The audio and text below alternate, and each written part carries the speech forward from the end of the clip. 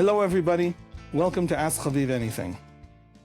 We're going to do one of those episodes where we take a deep dive into an issue that is front and center in the Jewish world, certainly front and center on Israelis' minds, and that is the Haredi community, sometimes called ultra-Orthodox. I know quite a few Haredim that object to the idea of ultra-Orthodox as though there's a spectrum of Orthodox and then ultra-Orthodox. They're just what they are. They're not a comparison to someone else, but extremely so. And this Haredi community is extraordinarily diverse. It doesn't always look it on TV, but it in fact is. The Lithuanian communities, the Hasidic communities, there's a huge gap there in how they learn and how they live in their mystical theologies and all of that. It's a different place. They vote differently, they think differently. But nevertheless, as a community, in many, many ways, they act as one, and certainly they think of themselves. There is a coherent Haredi identity. The Israelis have been at a war now in Gaza, Lebanon, Iran, the Seven Front War, for well over 600 days. And over the course of that war, we have discovered that we don't have enough fighting men. And that has created huge new pressure, a huge new demand on the Haredi community to stop doing something that it has been doing roughly since the 60s, 70s, which is explicitly and purposefully choose not to serve in the Israeli military. This is very frustrating if you are, like my brother-in-law, a soldier in the paratroopers, in the reserves, who left your job in high-tech in Tel Aviv and was in Gaza when your first child was born and was in Lebanon when your first child celebrated her first birthday. And in fact, in order to push back Israel's enemies, had to give 300 days over the course of the last 600. And there are people in this country who sat around for those 600 days, went to work, raised a family. They're not literally sitting in the streets, but they're not sacrificing. Their businesses are not collapsing, as are the businesses of so many reservists. Hundreds of thousands of Israelis have sacrificed tremendously at a moment of great danger for the country. And the ultra-Orthodox community, as many call them in English, the Haredim, have not. And the question has arisen, therefore, in a new way. It's not just about fairness. The small campaigns among secular Israelis to have universal draft also apply to the Haredim is no longer just about literally, the principle of the thing. We actually need the manpower. And so the whole big question of the enormous gap in participation in the workforce, the gap in payments into the welfare system, because they don't participate in the workforce, the gap in education, the gap in military service, the gap in participation, the fact that to so many Israelis it feels as though they carry this community on their shoulders, and the community stands around telling them that it is holy and they are the mules whose task it is to carry them. That is some of the political language used by some Haredi leaders that creates a lot of this anger and tension. We're going to dive into this anger and this tension with someone I respect very deeply and learn from. Part of the purpose of this podcast is not to tell you the clever things I have discovered or know, but it's to tell you where I get them. And Shmuel Rosner is one of those places. Shmuel Rosner is a senior fellow at JPPI, the Jewish People Policy Institute in Jerusalem.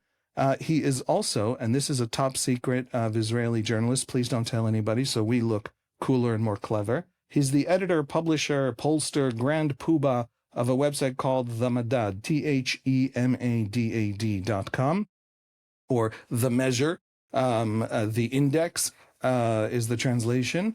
And it contains an aggregation of polls. It contains opinion pieces, thought pieces. It's small.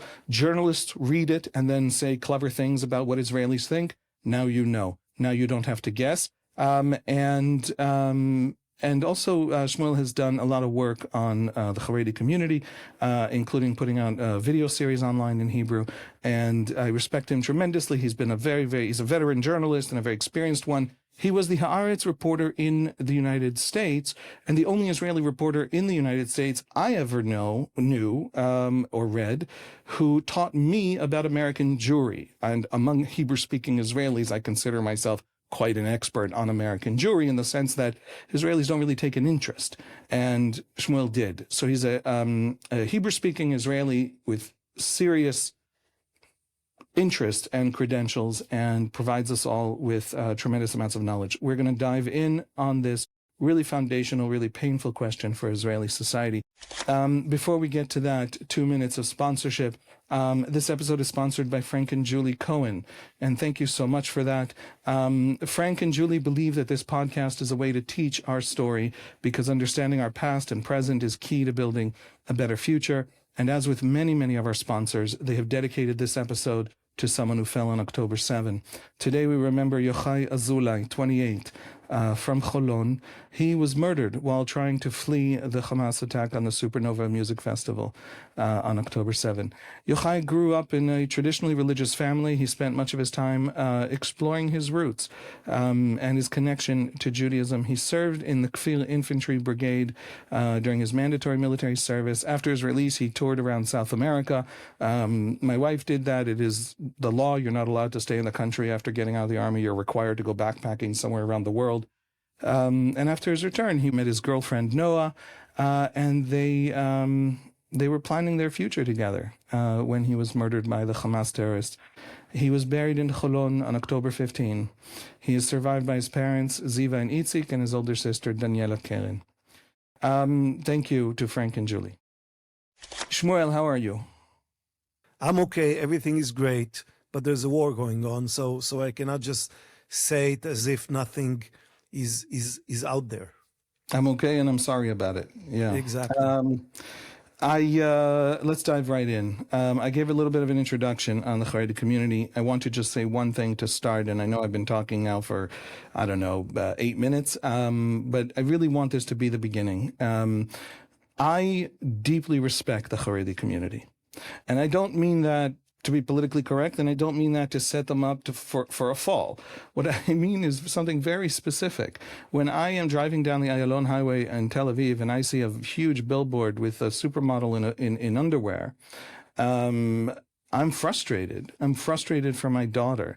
I don't want to start covering up billboards, and I believe in free speech. I'm one of those, wackos who think you should have too much free speech rather than too little. But I also don't want my daughter growing up in a world surrounded by those images. In one of the videos you produced, Moshe Arbel, a Shas minister in government, and an extraordinary and competent and serious and thoughtful man who will speak to all Israelis and speak honestly and thoughtfully, when confronted by these economic questions that we're going to talk about today, said, look, humans are not, I'm paraphrasing, humans were not created to increase the GDP. Right? There is a deep meaning to life. And if all we see are these numbers, we're not going to be happy. And here's the thing.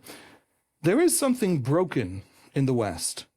And I am a big, big fan of capitalism in the sense that every other system is worse. And I'm a big fan of democracy in the sense that every other system is worse.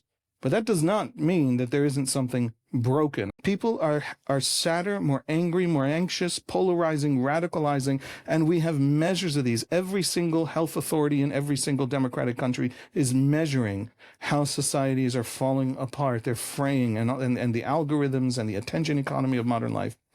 And then I go to visit my friends in the Haredi community, and it's a world with a tremendous amount of psychological quiet. Right? There's one sacred source. It's a community that is measurably among the happiest people in the world because it has this one thing that matters. And it isn't quite ideology. It isn't quite religion. I mean, they, of course, will say it's God, it's religion, it's Torah, but it's also the deep bonds of loyalty and connection. It's infinite social capital. Their strange dress. I'll finish with this. I apologize. You will hear Shmuel Rosner's wisdom here. The strange dress is part of it. They're not stupid. They know what they look like. That's on purpose. I once asked a Hasidic rabbi, you think he considers himself from the Bobov sect?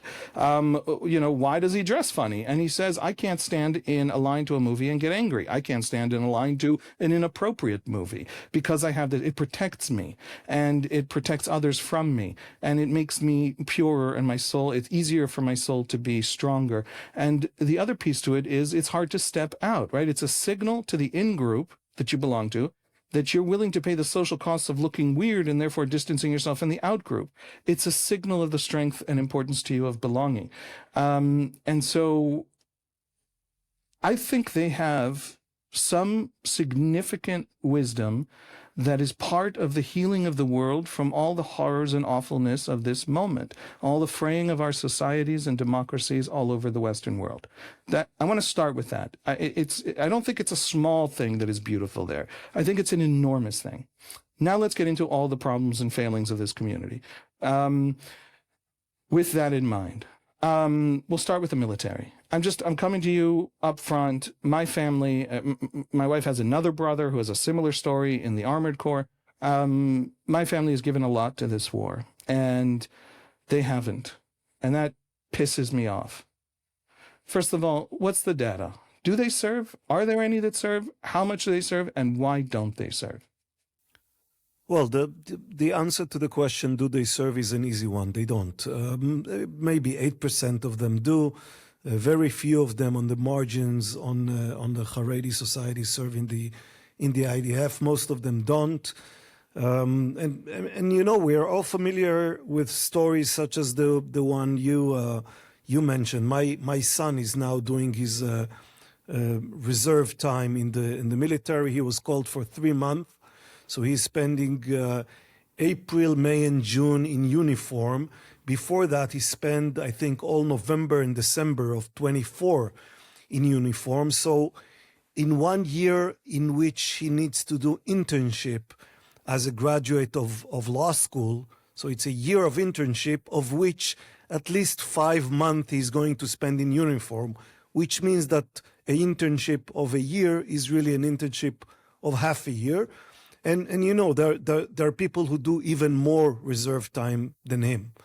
So to see ultra-Orthodox youngsters, his age, 24, 25, not having to wear uniform, that's something that is quite frustrating for many of us. You ask, why don't they serve in the military? That's a long story. It begins with David Ben-Gurion in 1948, at the War of Independence, right after the Holocaust, when the yeshiva world, the Haredi yeshiva world, was almost eliminated at the Holocaust. And Ben-Gurion was asked to release 400 students from military duty in order for them to keep learning at their yeshivas. And he thought he was doing, he thought the Haredi community was a museum. It was basically gone. So he let them off the hook and let them keep studying rather than serving. We should say that many other Haredis did serve in the War of Independence, and afterwards, in the 50s, the 60s, up until the mid-70s, more than 60%, close to 70% of all Haredis did serve in the military like everybody else. This is an important point. Right now, secular Israelis have a service rate somewhere in the 80s.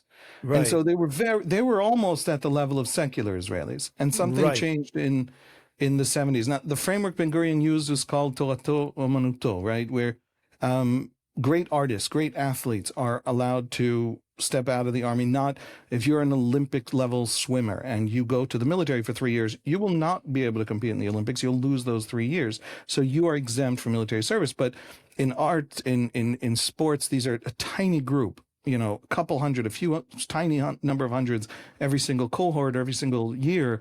And the Haredim started as that, right? Their Torah is their art, right? What happened in the 70s and what's the scale of the problem now? Well, in the late 70s, the change was a political change. Menachem Begin became prime minister he won the election, became prime minister in the late 70s. He formed the coalition for which he needed the ultra-Orthodox parties as part of the coalition, and they had the ability to make requests, to change things for themselves.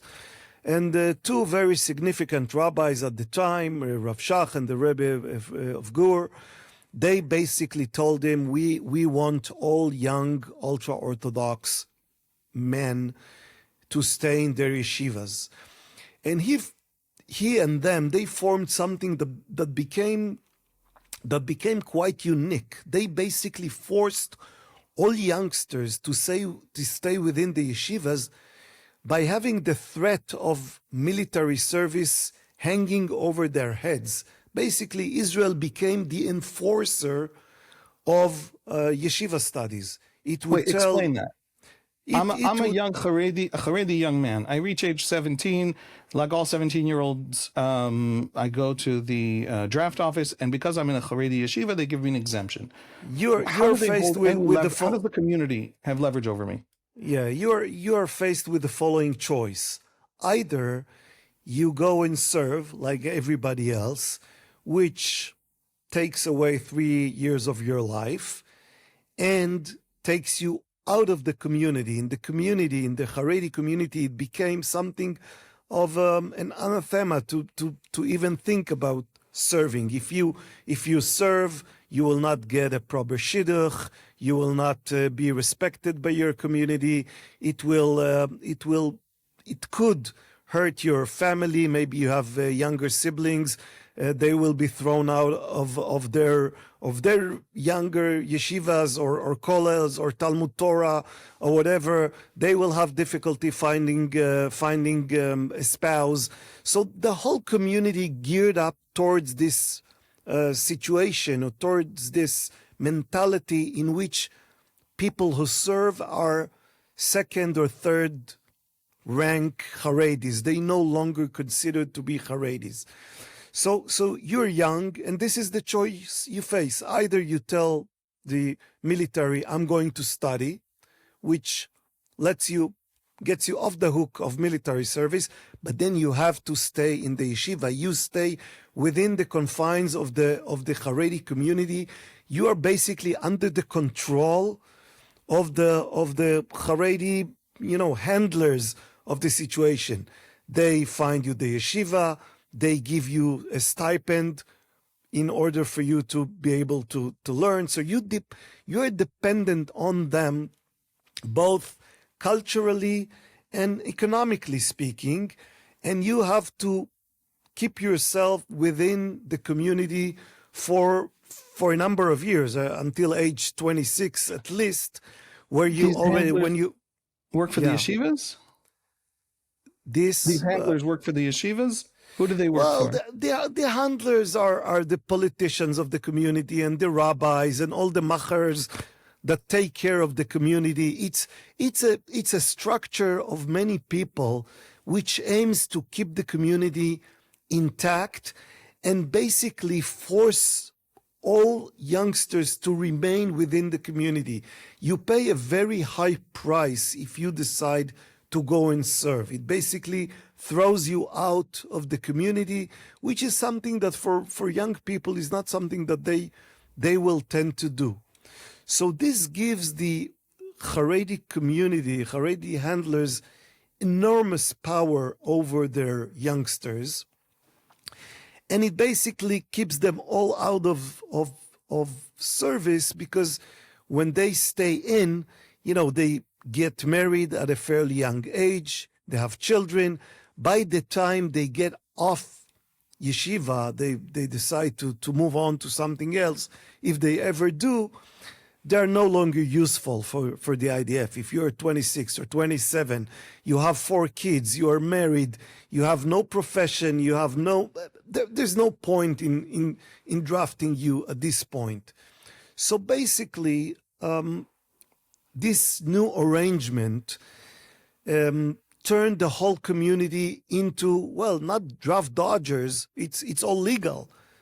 It's all legal, or used to be legal up until 2 years ago, when the Supreme Court ultimately decided that this arrangement is not legal. But for a couple of decades, that was the legal arrangement. And the Haredi community, I said, up until the mid-70s, more than 60% of young Haredis served in the military. This went down pretty quickly to less than 10%. So we ended up with a community that is no longer serving. Now, this could have been, an anecdote had Haredis remained 2 or 3% of the population. The share of the population they were back in 1948. However, in parallel to everything we talk about, and this is something, the Haredi challenge, I don't call it a problem. I call it a challenge. It's a challenge to Israel. The Haredi challenge is a multi-layered challenge, and it would not have been a challenge had the community not dramatically grown. So they are now about 13% of the population. And by, if you look at projections for the future, this community is projected to become 15% and 20% and 25%. And within 30 years, it will become about a third of the country. Now, they're already 25% of the kindergartners. Exactly. So if they are a community with a very high rate of retention, people aren't leaving the community. Most Haredis stay within the confines of the Haredi community.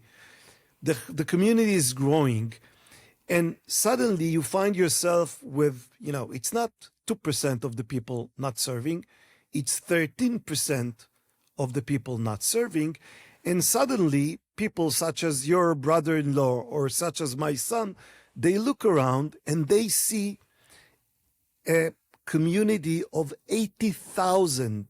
That's the number we have now. 80,000 people who are within this age range where they essentially have to serve, and they do not serve. So you call in 300,000, 400,000 people to serve, and many of them are civilians. They are taken out of their, year of internship, legal internship, or from their offices in the high-tech sector, or small business owners, restaurant owners, whatever they do, they're called in to serve for 3 months, for 4 months, for 5 months, for 8 months. They have to serve. And these other people, 80,000 in number, do not serve. Now, what could we achieve had they served? The math is easy. If you call them in, you could reduce the number of reserve days for other civilians, cut them by half or by 2/3 or even by 75%. Because one Haredi brigade can release 13 or 12 brigades who now have to, you have to guard an area. Okay, if you have one brigade of people who serve for 3 years, think for 3 years, so you have 36 brigade months. Exactly. Right. So for 2,000 reservists, they would have 36 months per person taken off of their time. So Exactly. I take away from that 2 fascinating problems, and I think we're also going to see it on the economic side, which I want to get to in a moment. Israel created the problem. In other words, No doubt. Israel asked this community how the rest of the country can carry them on its shoulders. It was part of getting their votes in the Knesset to build coalitions. And that's one. And two, just from the way you described how there is a mechanism of control. In other words, if a young person doesn't want this deep ostracization from the community that military service entails, certainly deep within the Hasidic community, certainly deep within the yeshiva community. In other words, if you really, Haredim is a diverse group, right? Some of them do work. Half of Haredi men are absolutely in the workforce. They earn less because their education system doesn't include a lot of math and English, but nevertheless, they do work all their lives. But if you don't want that deep ostracization, then you're stuck. And that means that if you're the Haredi elites managing this system and you want to keep the young people in because that guarantees the future of the community, you want the service threat to remain. In other words, the country says, you know what, fine, you're not serving. Goodbye, good luck, do whatever you want. Anything you want to do at 18 is yours. You are completely exempt. Well, does it then lose this massive mechanism and this massive leverage, this mechanism of control over the young people, or do you think they would still stay in the community? No, I think this could help, and some people suggested such remedy to the challenge that we have. They say, well, rather than trying to chase them and force them into the military, let's just say, you're all exempt. No money for yeshivas, no stipends for yeshiva students. You're 18, do whatever you want. This could have been a solution or some kind of solution. It doesn't solve the problem of the IDF. The manpower problem of the IDF is now becoming an essential part of the issue because of the war. Before the war, an idea such as, release them all, tell them to go find their way, that could have been something that ignites a process of, integration into the workforce, they'd have to go and learn something because otherwise they can't work in anything. So maybe this could ignite such process. Right now, we have a real problem in the military. We cannot go on forever with the number of reserve days that people have to serve. It's becoming an issue for Israelis. So just telling other people you can go and do whatever you want while our sons and daughters are going to serve, that's an issue that is not just an issue of how it looks. It's also an issue for society to deal with, in the sense that some reservists could say, well, you're going to let them off the hook. I'm not coming either. How do they justify it? You first of all, you talk to them. I hate to say them. I'm a Jerusalemite born and bred. They're all over. We talk to each other. I had Charedi and ex-Charedi students sitting next to me in my classroom at Hebrew University. It's very accessible. They're very loud. I don't know what, secular, traditional, religious Israelis, we all belong to different. We're very loud. We're constantly talking, chatting, sometimes yelling. So they is very close and very constantly sort of interacting with each other. How do they justify it? They know there's a war. There's 450 dead soldiers from the war, something like that. That's without October 7. That's just literally in the fighting. There's, many tens of thousands whose businesses have closed. How do they justify sitting this out? And we know also from polls that they're very right-wing in their views, and they certainly want Hamas to be defeated and Hezbollah to be defeated, but they're sitting it out. How do they talk to themselves about that? Well, they have several reasons or excuses that they mention when you talk to them about the situation. The first of which is, well, you don't really need us. You can do without us. The military is large enough as it is. Find all the people who aren't doing anything, who aren't studying Torah, and, get them in, and you'll have enough people. You managed with us thus far. Why suddenly the urgent need? It's not a real problem. That's one excuse I hear a lot. The second one is, studying Torah is as important, if not more important, than military service. This is what really guard us from our enemies. If you have such, deep belief in the power of Torah to guard the people of Israel, the Jews, from their enemies, then you can say, well, you do your job by holding a rifle. We do our job, our parallel job, by holding the Talmud, the Gemara, and studying all day. And this is our part. We do, this is our part of the deal. Each of us has his... Do they believe it? That, by the way, brings Israeli counters that, from secular Israelis. Great, so put all your yeshivas on the border, because that's where we really need the protection, right?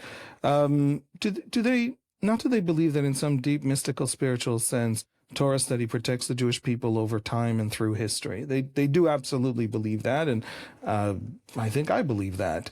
But do they literally believe that there's literally a kind of dome force field over the country, protecting it from its literal immediate physical enemies, from the Iranian missile fleet, because they are studying Torah? Is that how much is that from your Well, understanding? I assume that some of them believe it in the literal way that you just described, and some of them believe it in a more, in a vaguer kind of way. It's important that in parallel to having a military, we keep doing this thing, because in the long term, if we all stop doing this, even for a short period of time, this will harm the Jewish people in ways that we cannot currently imagine.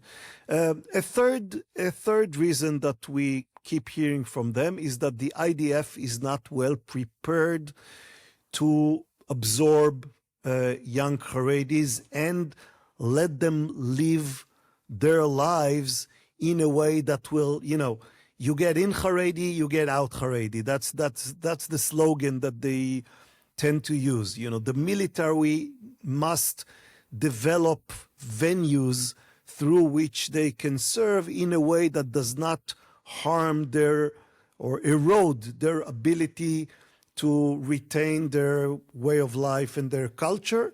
There is some truth to this claim.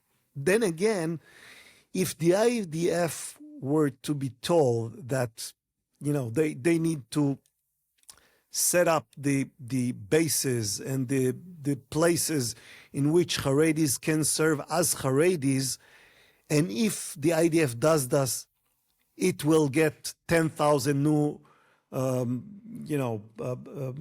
battle-ready Haredis, the IDF will be able to handle such task.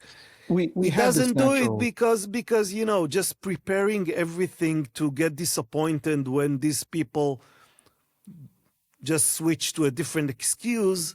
That's something that is not. It's not a high priority for the IDF. The IDF will be able to deal with such task if it is convinced that this is really what is standing between young Haredis and military service. We should say we have this natural experiment that's been done. 25 years ago, when I was a young soldier, I started out in one unit in an infantry brigade, one of the regular infantry brigades. And after the medics course, I was brought in. You have to volunteer. I was asked, and I agreed to go to a special unit, the Haredi Nachal, it was called at the time, that was set up to be a unit that could absorb young Haredi men. And actually the first cohorts were kids who had dropped out of yeshiva, sometimes really suffered after dropping out of yeshiva, really disconnected from their community, went through that ostracization without having anything to do with the military, and to try and rebuild their lives. We're just living detached and alone and depressed and with a lot of social problems. There is this phenomenon in the Haredi community, as in any community, of young men wandering a little bit lost, and they joined the army as a way to rebuild a new life, and they wanted that to be something that was a path back also in some ways to their community.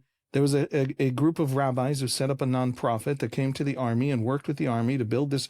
First, it was a company, then a battalion, then a brigade, to be Charedi. And there was a mandatory rabbis class every day, Mondays and Thursdays, and on Shabbat, you read the Torah. So the Torah went with us into the field when we were doing training in the field, an actual Torah scroll for the reading.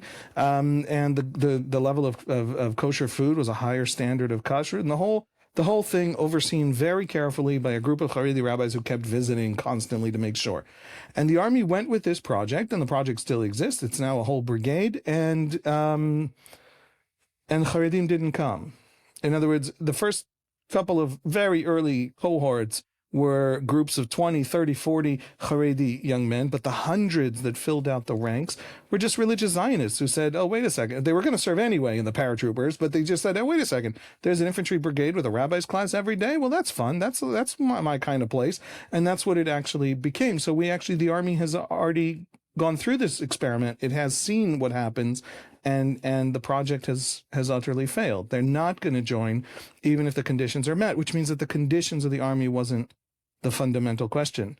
I asked them, the biggest medical charities in Israel, that aren't billion-dollar hospitals. The biggest medical charities in Israel are Haredi. They have this extraordinary network of charities and NGOs that help people in 1,000 ways. They have their own rescue services that rescue everyone and everyone, but the Haredim built it, and the Haredim are most of the staff. Why can't they replace, under a national service civilian rubric overseen by rabbis in their civilian clothes, a third of the medical corps of the IDF? Why can't we find, in other words, there's so much creativity there. There's so much serious, problem solving for their community that is constantly happening among. There's a very clever community that knows how to build real communal strength. Why aren't they doing that in order to serve? In other words, they're not looking for ways to make it work. They're looking for ways to ensure it can never work. And that's the part that, for me, drives a real frustration. Why aren't they replacing half of the medical course? A Chabad rabbi once said to me, it's not about where you are, it's about which way you're facing. Okay? So they're in one place, but they're not facing toward, well, how do we solve this? They're facing away from, how do we solve this? They don't think it needs to be resolved. They are happy with the way it is now. They think that they are fulfilling their role by sitting and studying. And again, if you want to be more cynical about it, I'd say that some of their leaders find it more comfortable for the community not to serve, because this allows them to keep the community together and to avoid all the things that the Haredi community would like to avoid. Now, we need to remember what is being Haredi all about. It's about non-mixing with the rest of society. It's about keeping themselves separate. You mentioned their clothes and their food and their the cities in which they live. The Haredis do not want to mix in. If you serve in some way, and even if you're just being medical corps, even if you're keeping to yourself in separate units, you are.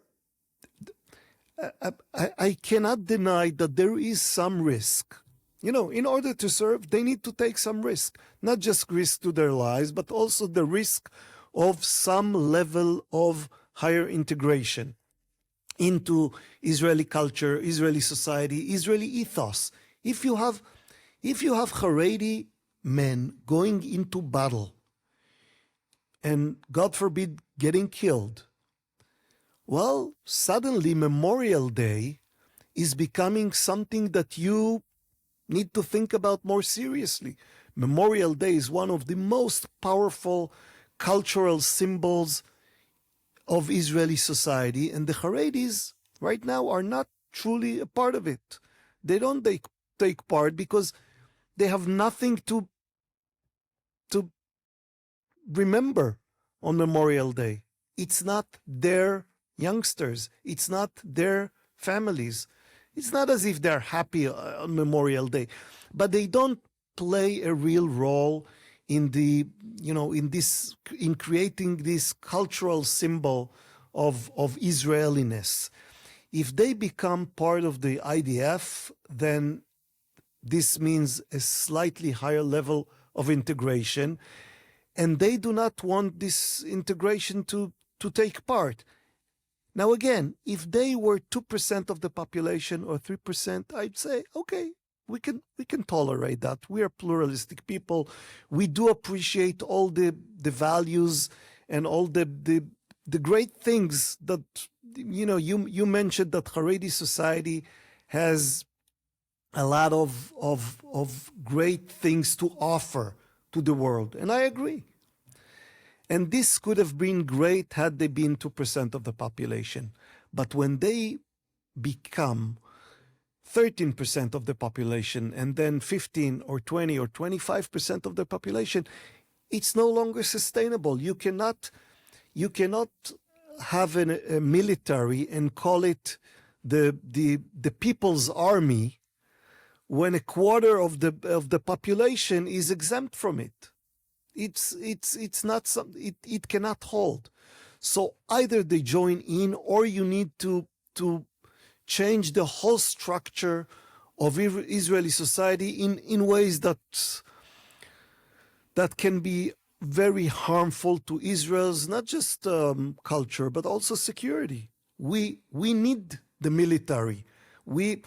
October 7th was proof that we need a large, strong, and watchful military. And if we don't have it, we will be butchered by our enemies. This is not some kind of, a vague threat.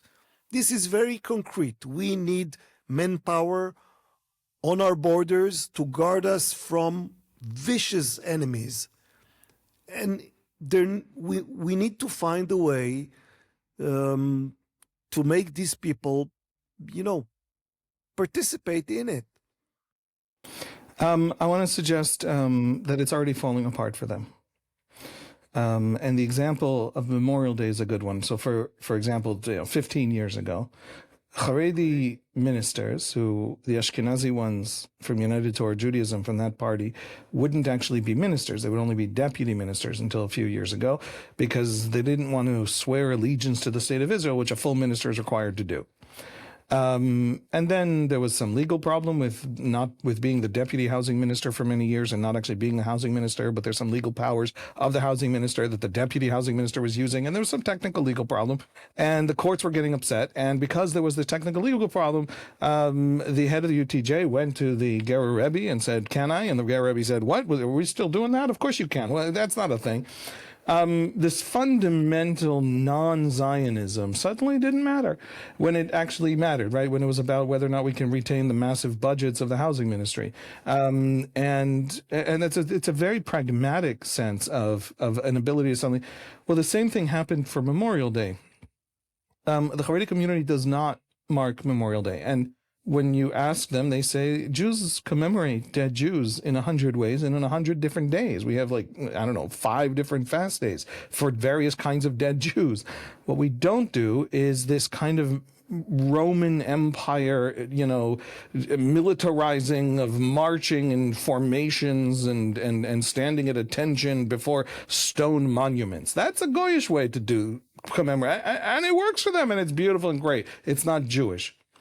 And then, sometime around 10 years ago, ministers of the Haredi parties, less than 10 years ago, maybe 7 years ago, began actually representing the government in official Memorial Day commemorations, carrying wreaths, handing them to women soldiers wearing pants, in other words, not dressed as a Haredi woman needs to dress, and just being part of that representation.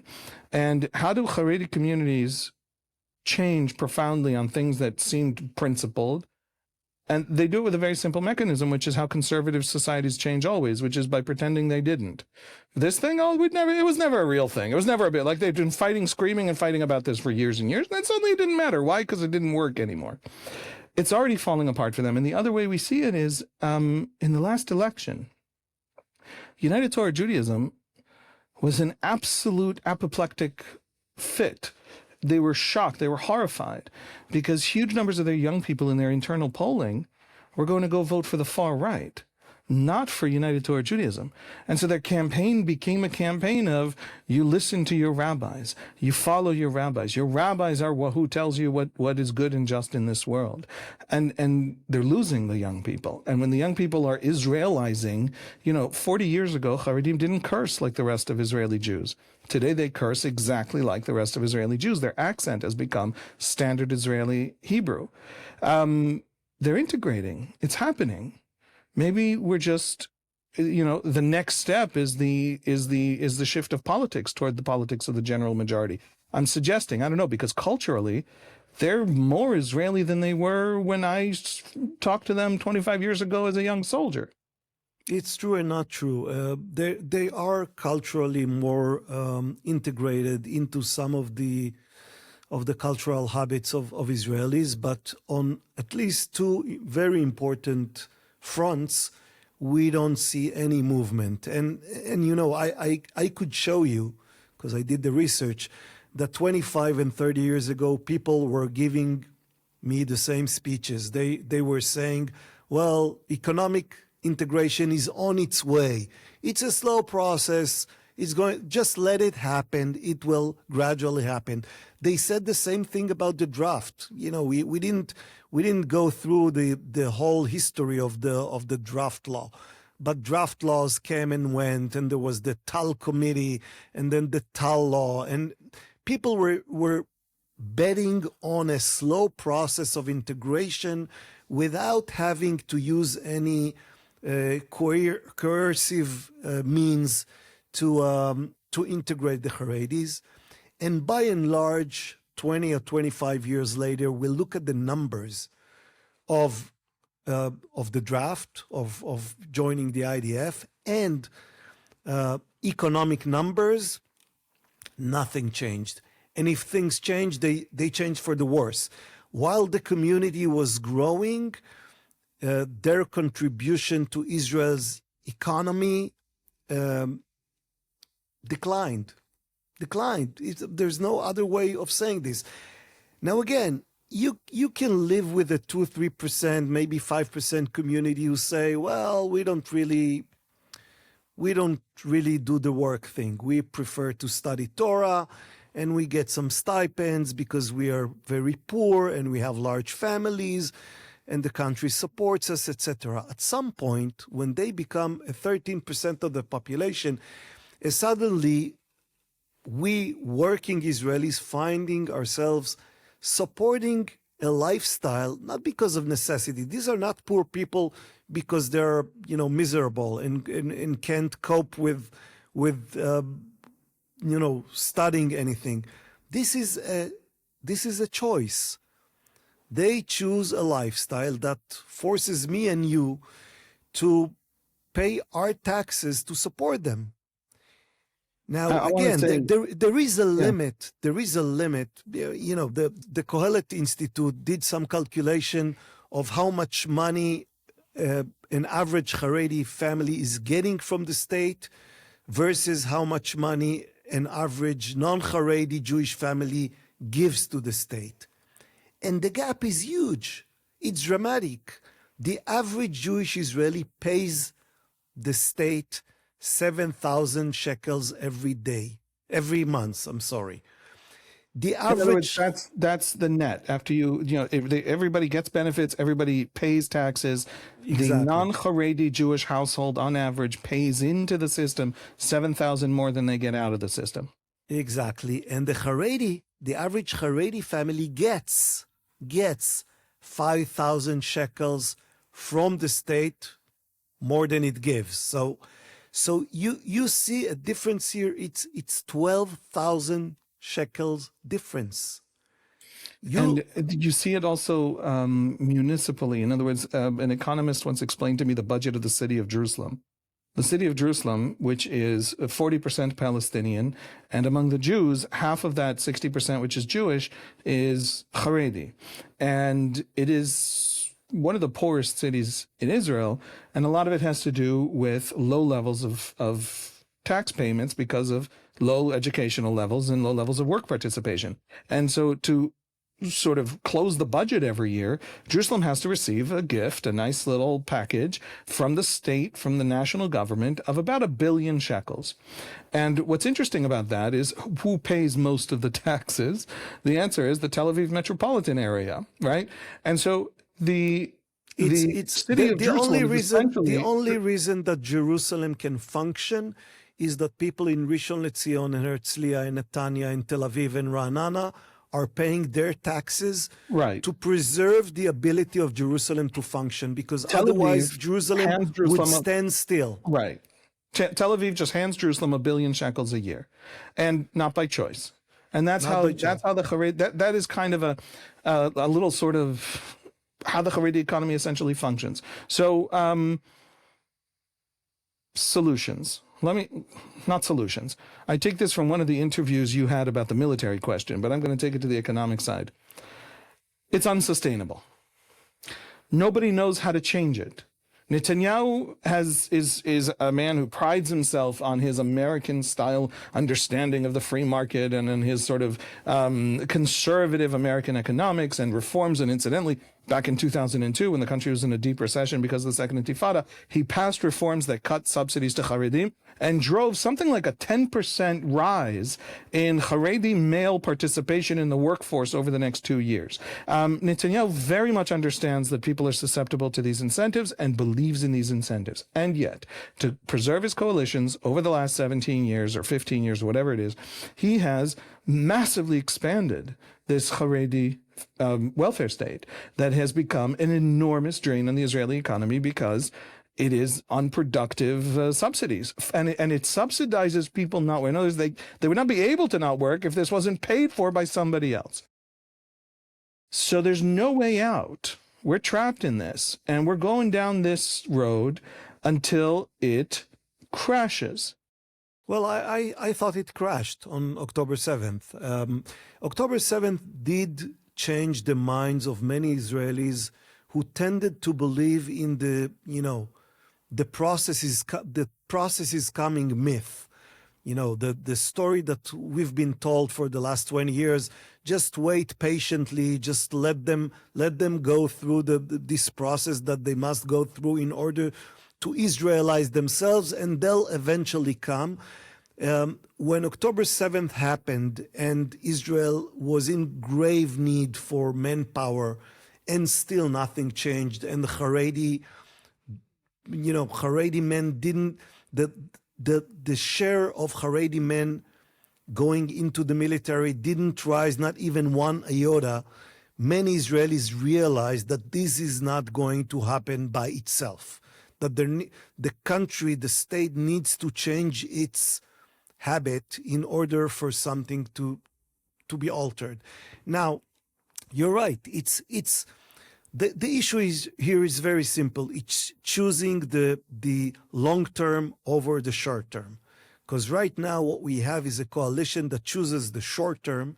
They need the fingers of the votes of the Haredis to preserve the coalition, so they do not make the necessary changes. We need for some time to have a coalition that does not depend on the Haredi vote and can just change the rules. Haredis are human. If you use the usual, stick and carrot methodology, they'll change their behavior. If you say, well, you can no longer get exempt from the IDF and go to yeshiva and get a stipend and participate in get some help, some subsidies to buy your first apartment, etc. If the country says, well, if you didn't serve, these X and Y and Z benefits are no longer available to you, then Haredis will have to find a way to participate in order to maintain their ability to economically survive. So you're optimistic just because the state of Israel built out this Haredi economy. I'm not sure I'm optimistic. I'm just saying, this is what needs to happen. Whether I'm optimistic, look, this becomes trickier again because of the overall process of the rapid growth of the Haredi community. So we are very near the time after which it will no longer be possible to even dream about a coalition that does not depend on Haredi vote. If they have the veto power, if they reach this level of growth where they have the veto power, I don't know what's going to happen. The result will be a rapid decline in Israel's ability to keep a first-rate economy. And for Israel to have a first-rate economy is not just about living well. It's also about our ability to survive in this region. If we don't have first-rate economy, we don't have technological innovation, we don't have scientific edge, we don't have Iron Dome and lasers and a powerful military. This is this is about our survival, not just about our ability to live comfortably and get nice food and great wine. My last point, everything you've said to me, I am optimistic. And part of it is that I'm sometimes accused of being overly optimistic about everything. But we know, and we have decades of data, that they are responsive to the same incentives that all of us are responsive to. And those incentives, look, we're going to run out of money for the Haredi welfare state, for that unique sort of bubble of a welfare state within the rest of Israel's welfare state.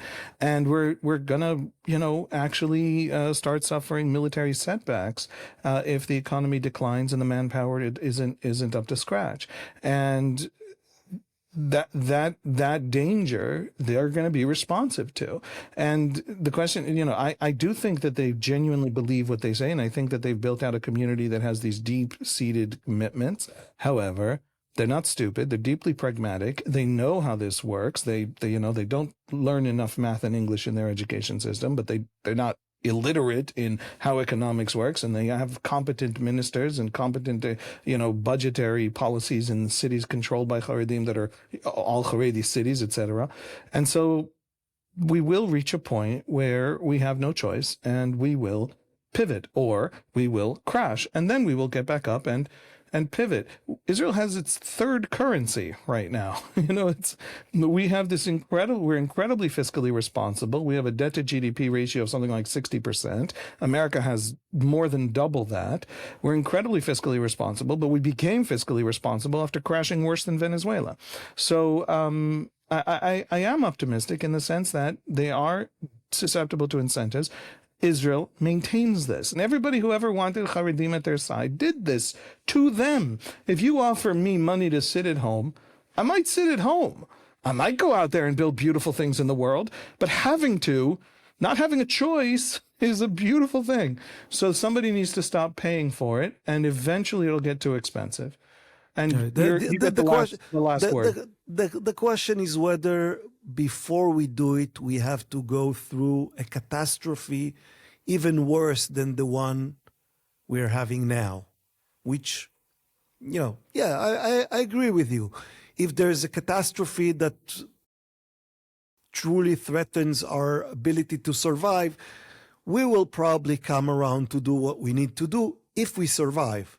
So the question is, what type of catastrophe are we waiting for before we act? I was hoping that October 7th was a catastrophe dramatic enough for us to understand that now is the time to act, but maybe not. Maybe we need to see more of it before we get back to our senses and do what needs to be done. And again, it's not just about military service. It's about the whole infrastructure that currently retains the Haredi community. We need to destroy the infrastructure and start afresh. This doesn't mean that Haredis will not be able to be Haredis. I respect their choices. I respect their culture. I respect their wish to do this and not that, to live, to wear these clothes and not other clothes.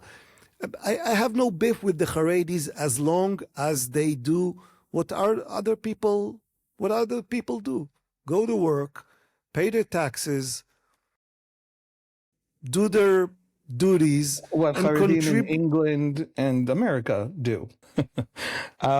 These are very big, very complex issues. We're not going to stop talking about them because Israelis aren't stopping to talk about them. And we will also talk to members of the Haredi community and people from within the Haredi community and put all these questions very bluntly and very clearly to them. The conversations in Israel in Hebrew are blunt, are clear. And so it's good to get it out in English. Thank you so much, Shmuel, for joining me. People, check out themadad.com, THEMADAD. Just the aggregation of polls will let you know what all the polls from all the different newspapers are all saying about, Bibi's standing and the opposition standing. And you'll be clever, you'll be smart, you'll talk to people about Israel and be able to say, well, Israelis think, and like us journalists who can very confidently say these things, that's one of our sources. Thank you so much for joining me. Thank you for the kind words.